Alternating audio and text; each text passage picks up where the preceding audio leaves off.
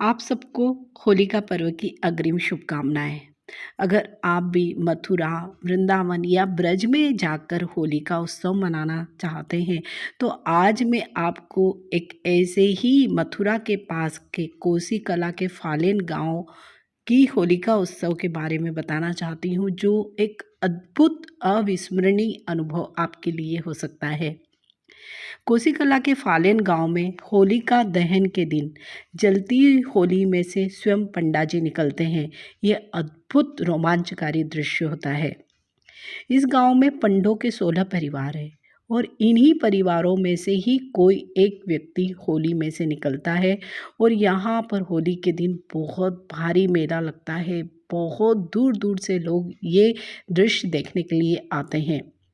यहाँ पर भक्त प्रहलाद का भी एक मंदिर है, जिसमें श्री नरसिंह भगवान और प्रहलाद जी की अत्यंत सुंदर मूर्तियाँ भी स्थापित है। साथ में प्रहलाद कुंड भी है।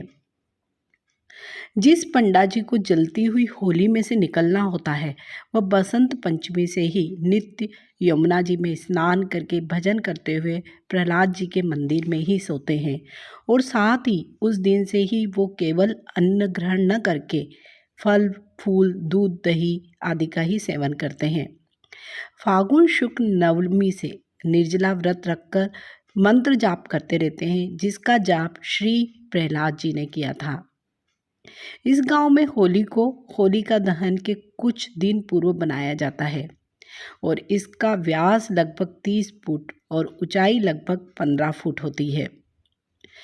मान्यता यह है कि होली से निकलने का मुहूर्त स्वयं प्रहलाद जी निकालते हैं।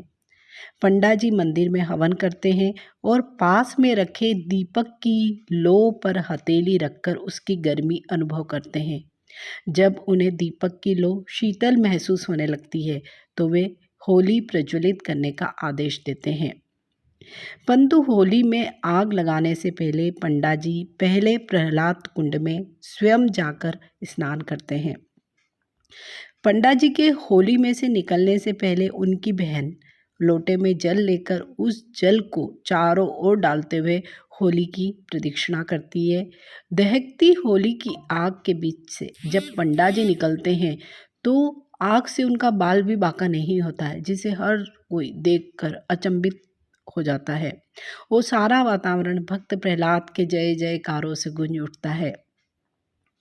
मान्यता यही है कि इसी गांव में हिरण्यकश्यप के कहने पर उनकी बहन होलिका ने भक्त प्रहलाद को जलाने का प्रयास किया था, लेकिन भगवान की कृपा से प्रहलाद का बाल भी बांका नहीं हुआ था।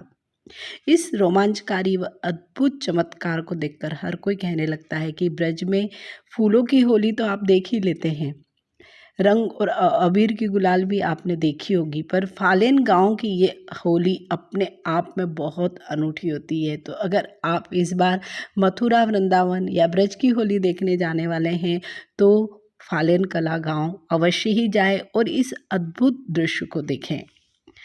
आप सबको होलिका पर्व की बहुत बहुत शुभकामनाएं।